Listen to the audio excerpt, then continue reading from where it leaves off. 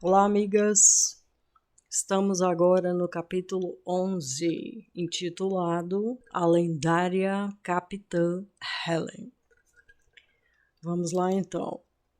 Algumas horas após a última comunicação com a rainha e com a senhora de Avalon, simultaneamente, Helen despertava do breve sono reparador das forças despendidas na batalha da noite anterior.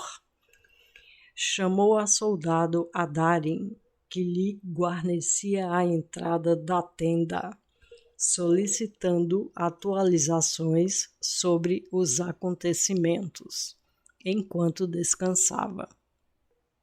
Ouviu daquela que os pelotões romanos enfrentados na noite anterior estavam em posição de recuo, que ainda havia romanos mortos sobre o campo onde a batalha ocorrera e que os sentinelas espiões haviam relatado falta de soldados suficientes para a recolha dos mortos.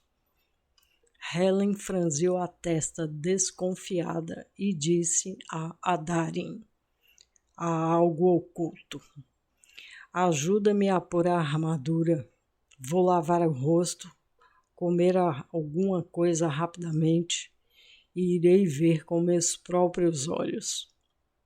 Com prontidão, a soldado cumpriu as ordens recebidas e Helen saiu da tenda, trajada para a batalha da noite, e à medida que avançava, caminhando e olhando o acampamento romano ao longe, foi perguntando aos soldados, aos generais Caitlin e Griffith sobre a situação, no objetivo de ouvir a perspectiva de cada um sobre o panorama atual e a possibilidade de não haver combate aquela noite. Helen os ouvia enquanto caminhava com eles na direção sul e fixava os olhos sobre o acampamento romano.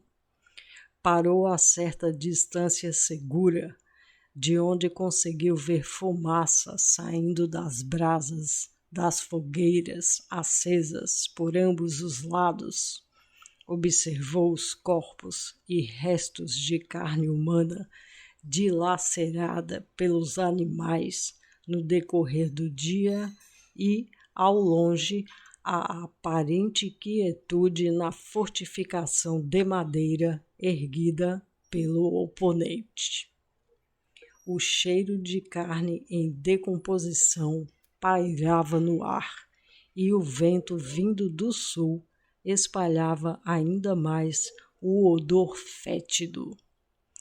Helen apertou os olhos e pôs as mãos na cintura, ponderando em silêncio, tendo a seu lado os generais e parte dos soldados por ela interpelados sobre as atualizações do momento. Arguiu a Griffith sobre mensagens por falcões enviados pelo exército galês ao leste e ao oeste, no que aquele respondeu dizendo que sim, havia mensagens e todas informavam a mesma situação. Aparente recuo do inimigo. Helen meneou a cabeça descrente, franzindo a testa desconfiada. Muito cedo, disse Helen, piscando olhos, irritada.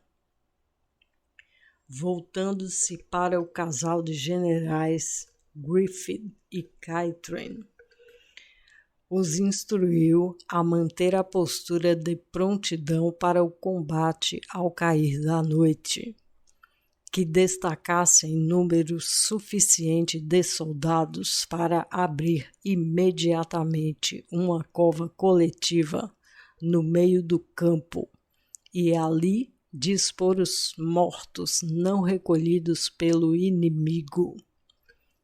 Terra sobre eles, ordenou Helen, e acendam as fogueiras. Ainda com as mãos na cintura, postura ereta e olhar inquieto, Helen ouviu uma voz familiar a seu lado. Era Arianrhod, a feiticeira da floresta mencionada no capítulo 2. Capitã Senhora Helen, disse a maga da floresta, curvando-se reverente. Helen virou-se para ela, baixando a cabeça reverente, também pela diferença de estatura que as separava. Arianrhod era menor do que a capitã em vários centímetros. Aproximadamente 30 centímetros separavam suas estaturas.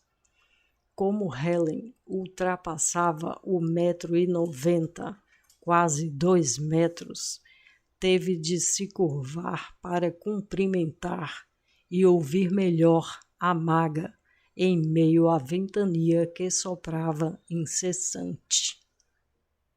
Disse Helen: Olá, senhora maga. Estás a cuidar dos feridos, correto? Agradeço-vos enormemente por tudo que tens feito aqui. Arianrhod assentiu com sorriso breve e sincero e falou: Capitã, esta calmaria não é natural mesmo. Estão esperando reforços, como a senhora já intuiu. Apertando os lábios exasperada, a maga continuou: O que a senhora fizer será o melhor. Confieis em vossa intuição. Após estas palavras, Arianrhod se retirou com gesto reverente.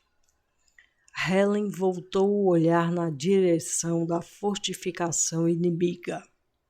Chamou os generais à tenda onde havia um mapa do território de combate, no sul, no leste e no oeste.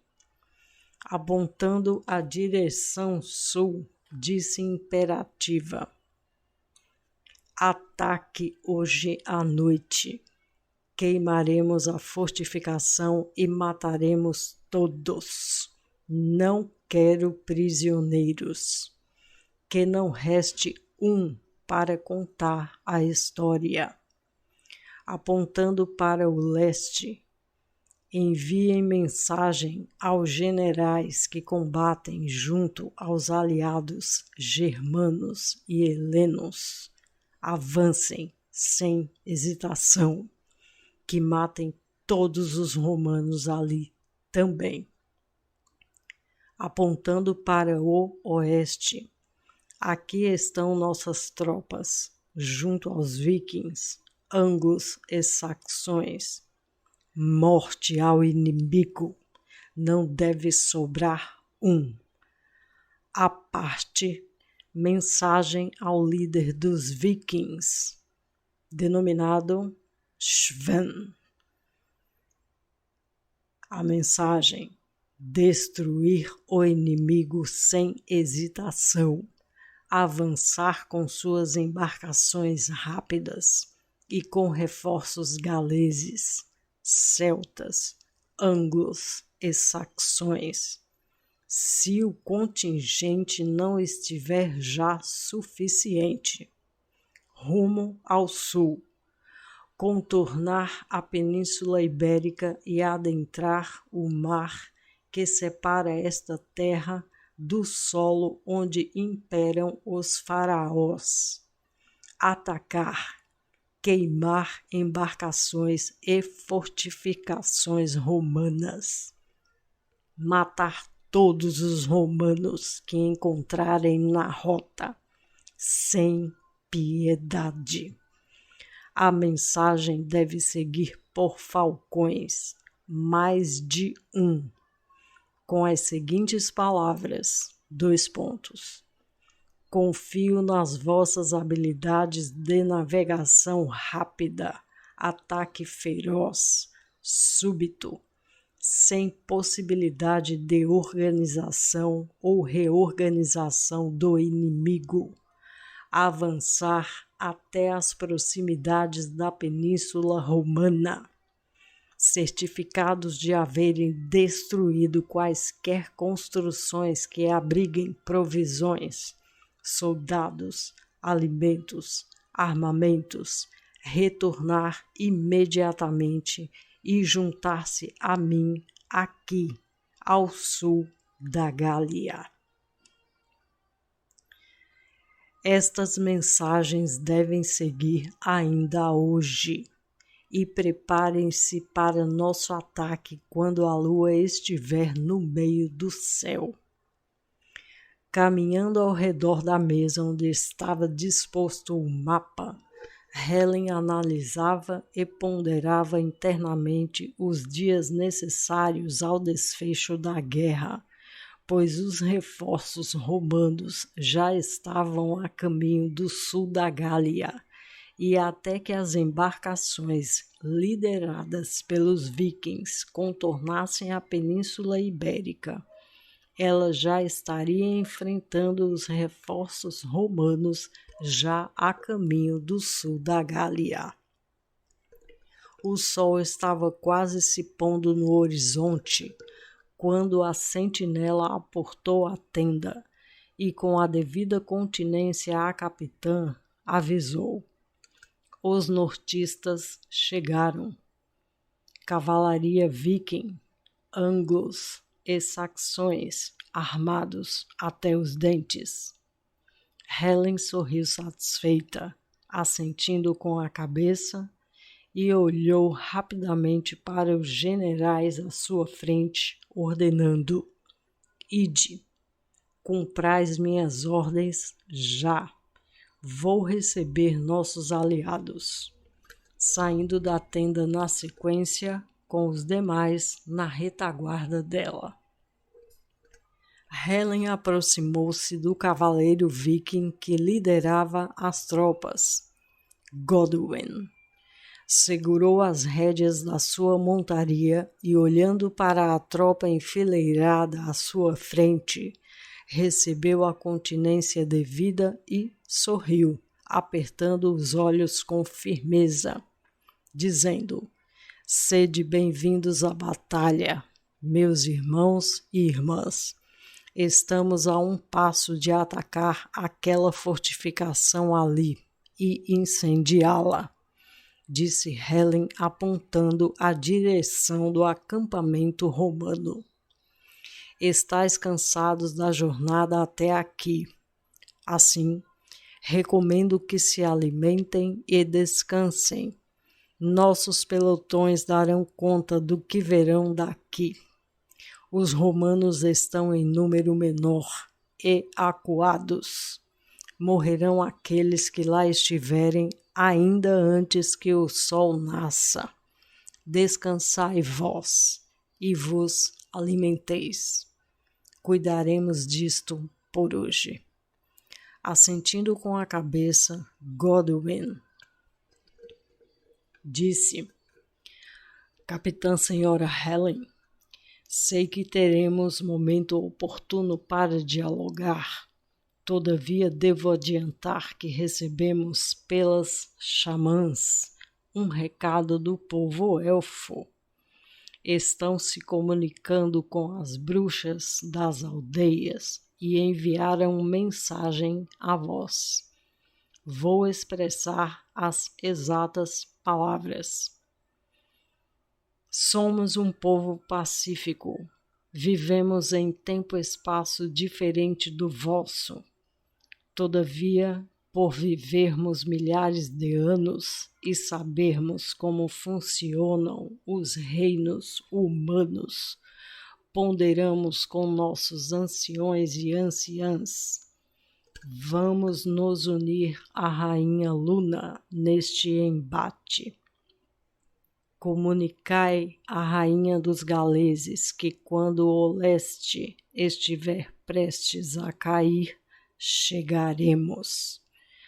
Por Elwyn e Halder, senhora e senhor dos elfos.